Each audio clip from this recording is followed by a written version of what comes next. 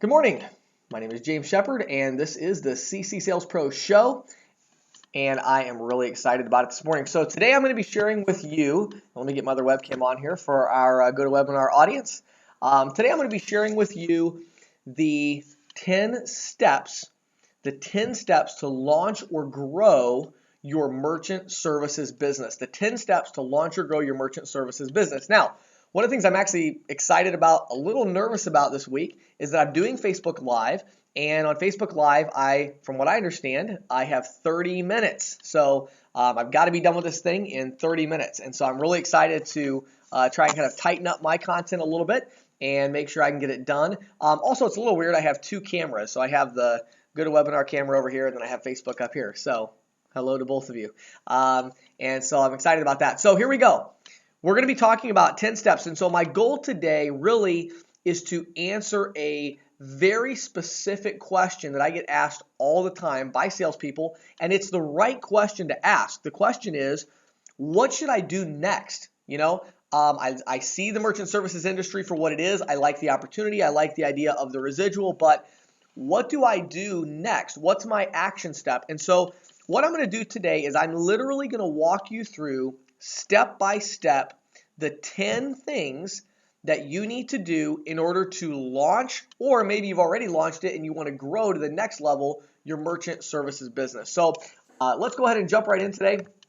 So first we have step one, create a timeline and a budget. Create a timeline and a budget. So the two most important things, really, the only two things that even really matter when it comes to running your business and getting it going is time and money.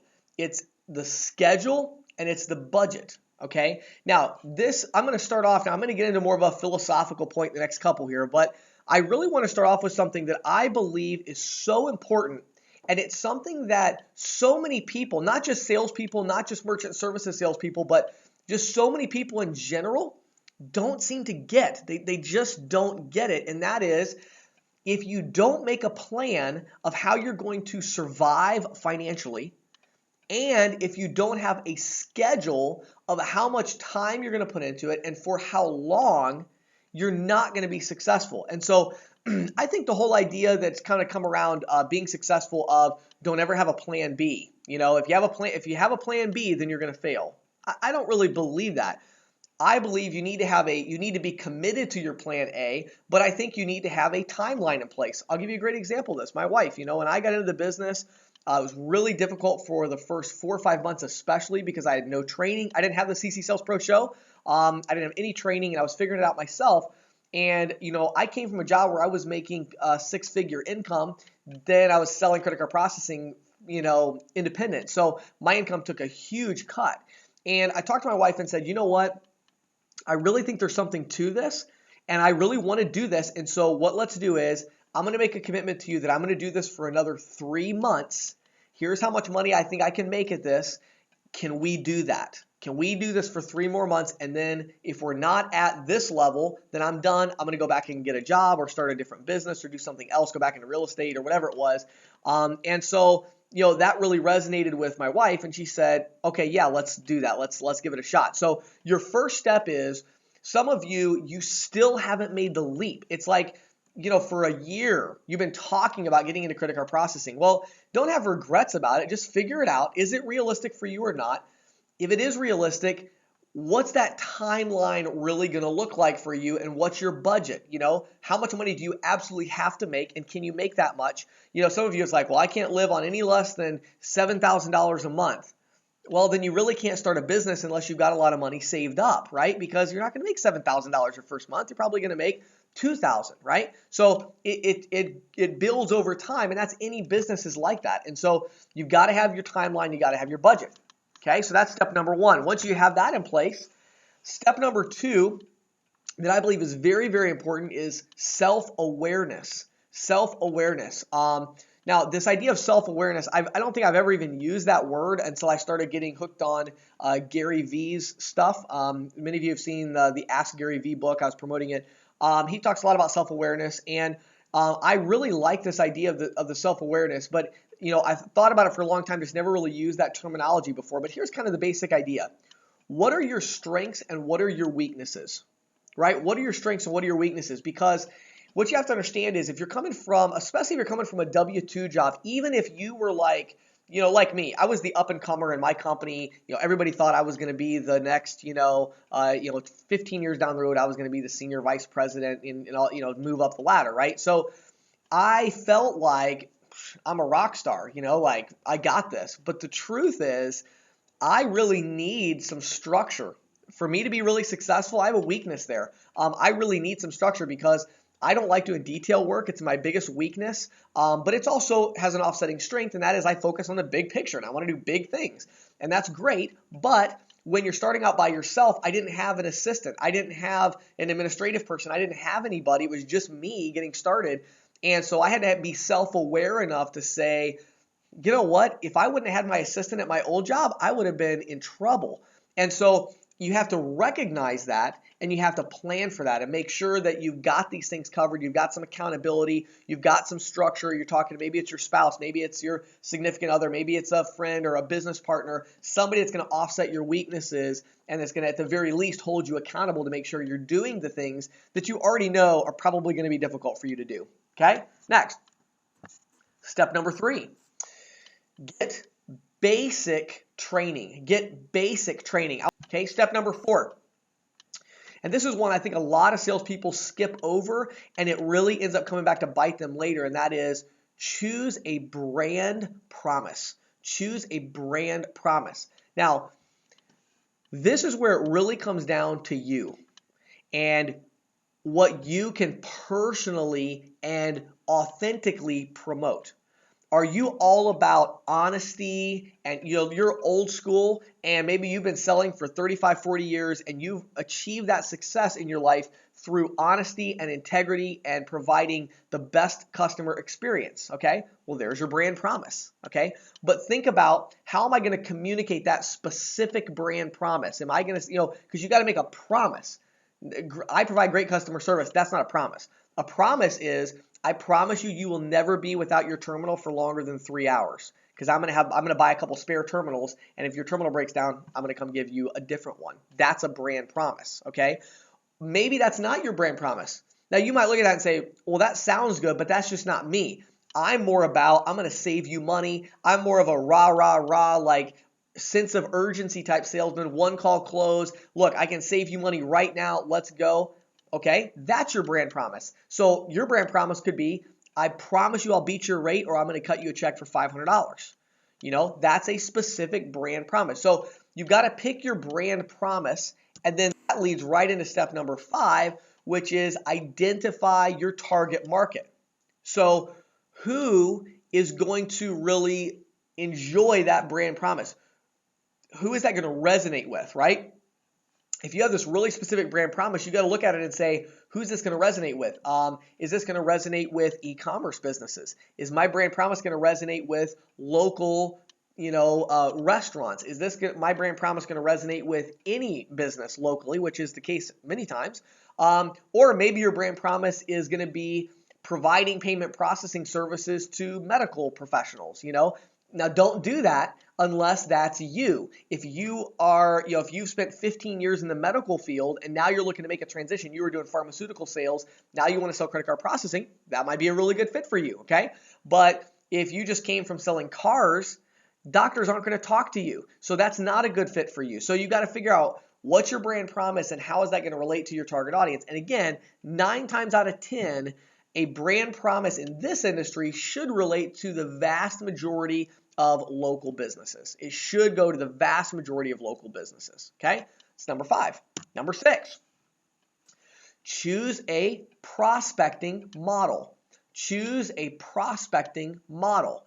Now, there are 3 prospecting models that I recommend, and I'm going to go through them, and I'm actually going to do something a little unique this time. I'm going to start off this time with the one that I used to not start off with, okay?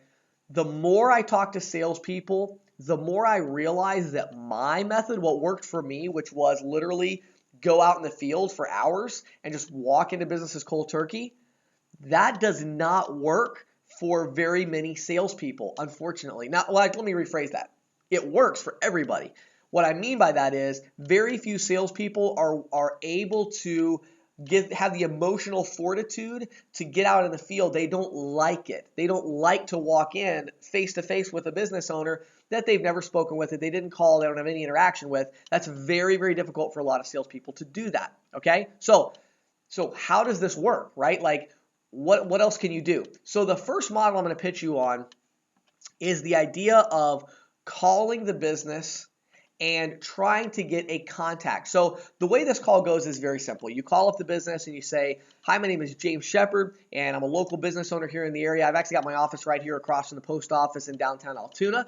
And what I'd love to do, I'm actually going to be out in the area, and I just wanted to stop by, drop off some free marketing materials, my business card, just kind of introduce myself. And I was just wondering if someone might be available, say, Thursday afternoon between 1 and 3, if I was able to stop by there and drop off some free marketing materials. So it's this very basic pitch. You're not trying to get anything from them. The only information you're trying to get is make sure at the end of the call, make sure you say, okay, and I'm sorry, who am I speaking with? Susan. Okay, Susan. And you said the name of the owner is Amy, right? Okay, so Amy is who I'm asking for. So who should I ask for? So as long as you have the name of the person you spoke to, and you have the name of the person you need to speak to. Sometimes that's the same person, right? But you want to ask them, who should I ask for when I come in?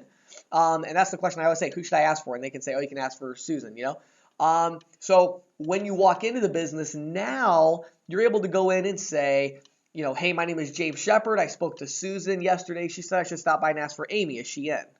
Well, what I found is most salespeople, they have a much easier time walking into a business and saying that than just walking in cold turkey without any previous contact whatsoever.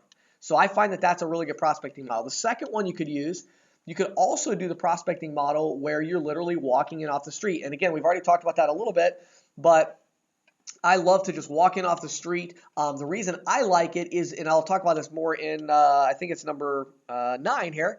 I'll talk about it more, but for me, it was like this default thing that I could just do. And if I had extra time, I could just go walk into businesses, and I knew it was going to be really successful.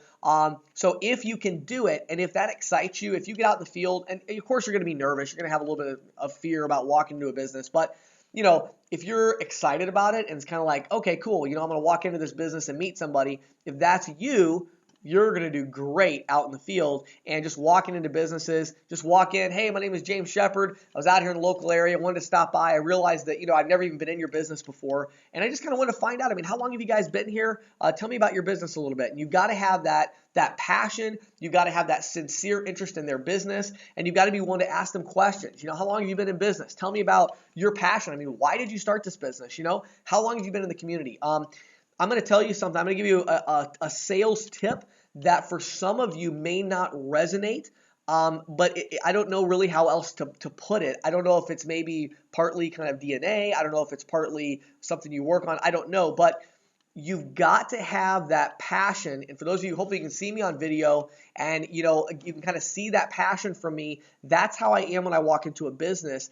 I walk in, hey, how you guys doing today? My name is James Shepard, and I was just walking by and I realized, I've never even been in here before. How long have you guys been here? Oh, that's great. That's great. Why did you start a business? Boy, I'll tell you, it's like the more business owners I talk to, the more they tell me how difficult it is, but then they always kind of tell me it's worth it because, whatever that passion is, right? Why did you get into this business? And having that kind of passion about it, that level of excitement, creates a conversation, and so it works great for me in the field. So you've got to work on that level of passion and excitement and just talking to them about it, and then transitioning over to, well, hey, it's really great meeting you. Can I take like 1 minute and give you my elevator pitch and let you know what I do, because maybe we could even do some business together.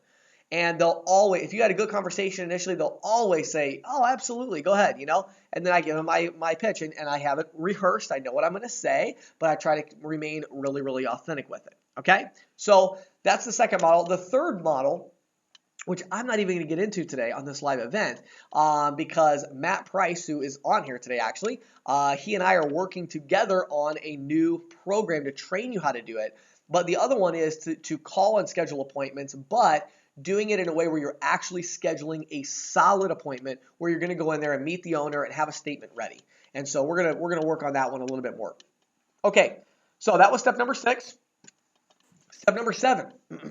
I feel like I should go back and review these, right, for just a second. So let me go back. So we had number 1, make sure you have your timeline and your budget. Make sure you know How much time am I going to put into this for what period of time? How much money do I absolutely need to make? What's my budget? So get that put in place. Next, ask yourself, what are my strengths and weaknesses, especially in the area of structure? How much structure am I going to need around me? Did you have an assistant at your old job? Well, you're probably going to need, at the very least, you're going to need someone that's willing to call you every day and say, hey, are you keeping up on the details? Like you've got to figure out what are your weaknesses, be self-aware enough to figure out what your weaknesses are. Number 3, get trained, get the basic training.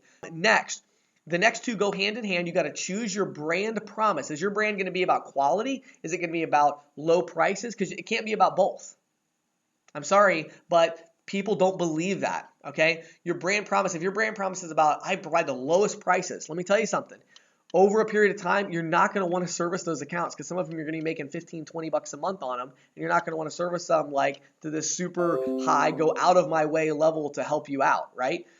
So don't lie to them. What is your brand promise? And again, be true to yourself. Are you the type of person that deeply cares about other people and you want to provide this insane level of quality? Great. And I'll be really transparent. That's not me. Okay? I'm like, just a ball of fire. Like I just go in there like passionate, like, hey, this is awesome. I'm going to save you money. I'm going to help you out. I'm going to provide you with tons of value. But I don't say, let's go to lunch tomorrow and then let's, I'll have you over for a barbecue. Like, no, I'm not like that. I'm not a networker. I don't connect with people like that. So I'm a salesman. And so my pitch is not about quality. My pitch is about, it's about local business providing the best price. And yes, I still believe I'm going to provide a great level of service, but my brand promise isn't about that. My brand promise is about low prices. But again, that might be the opposite for you. Okay? Then take that brand promise and say, okay, which businesses is that going to resonate with? What's my target market? Hopefully that would resonate with all the small businesses in your local community for sure, but maybe there's even some really specific verticals or some specific geographic locations where you feel like you could go. I'll give you a great example of that. If you're in an area that's really saturated, if you're in Manhattan, okay, I don't really recommend the low price brand promise. My brand promise really wouldn't work very well in Manhattan, and I've sold there before. I had to change kind of my brand promise a little bit because I had to go in a different direction with it. I did more about the technology because I love technology, so I did more about touchscreen point of sale, that kind of thing. But if you're in a super competitive market, the low price, really, you're going to be the lowest price? Well, you're not going to make any money, So that may not resonate with people because everybody says that. Versus if I'm out here in rural central Pennsylvania, which is where I am, works great, right? Because people out here, no one's given them a cost comparison, in face-to-face in person for 6 months. So I can go in there and, hey, look at this, and it's like a low price. I save you money. People out here are really cheap. And they care more about the money. And so it works great. It works for me and it works for my market. And that's the key. What's your brand promise? And make sure your brand promise works for you and make sure that your brand promise also works for your market and your target market. Okay. Then we talked about choosing a prospecting model, which we talked about 3 different models. The first one, the most popular one, call over the phone to generate contacts. The second one is go out in the field face-to-face. And the third one is to call over the phone to actually generate solid appointments, which takes a lot more skill. You got to make sure you really know your stuff if you're going to do that one. So that leads right into, so now that was all planning, right? That was all planning, but it's really important because I find a lot of salespeople don't have that stuff done, so they can't get into this next thing, okay? Step number 7 is a consistent prospecting flow. I talked about it on Snapchat yesterday. My recommendation for you is to set a goal of doing 1 hour of prospecting a day to start with, okay? And again, some of you, maybe you're like, well, I'm going to quit my job in 2 weeks. Okay, for the next 2 weeks, spend 1 hour every single day either calling businesses where you've never spoken to the owner before, or again, if you choose the other one, walking into a business where you've never spoken to the owner before. Okay, so pick one of those two, and that's going to be your prospecting model, and you've got to get that consistency. Spend an hour a day. Once you're like, okay, I got this. Like, I can spend an hour a day. Not like when you said, I'm going to go to the gym every day this year, and that lasted for 4 days like it did with me, And then I'm like, okay, I guess I need to put a treadmill at my house because, that's how bad I am about going to the gym. That's what I had to do. Not that kind of thing. Like consistent. Every single day I'm spending an hour. Every single day. And you do that for 4 or 5 days, and you're like, okay, I got this. Now I'm going to take it to 2 hours. And that's really all you need to do. 2 hours a day of walking into businesses that you've never talked to the owner, or calling businesses where you've never talked to the owner. That's plenty. You're going to get tons of appointments, tons of business from that. That's going to be plenty, okay? Next, number 8, pick a sales coach. There are 3 things I wrote down here that I wanted to give you today about choosing a sales coach, okay? Number 1, your sales coach must have sales success. I am amazed at salespeople that I talk to, and I'm not going to name any names or whatever, but they tell me about advice that they get from people about their sales pitch. And I'm like, maybe I missed something. How many sales has that person made? And they're like, oh, I don't know if they've ever sold. Okay, and so you're using their opening pitch. Why? Well, it sounds really good. Okay, well, I could say, I'm going to give you $10,000. That sounds really good, but it's not going to happen. Okay, so, what are you thinking? I'm sorry, but before I'm going to take sales advice from anybody, the first question I'm going to ask is, have you made sales? Have you sold what I'm trying to sell? And have you done it successfully? And have you done it for a long period of time? Because if not, you're not qualified to train anybody. And again, I mean, this is obviously. So, make sure the people you're getting advice from, ask it. When I'm telling you, next time somebody says to you, you're working with a processing company, or you got your friend or your whatever, and they're like, hey, I've got a great sales tip for you. Say, well, hold on one second.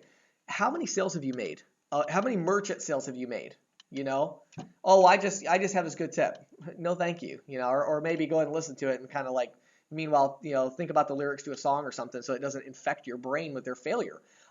So make sure you have a sales coach that knows how to sell, number 1. Number 2, a time commitment from your sales coach is a must. Number 9, find your default profit creation activity. Find your default profit creation activity.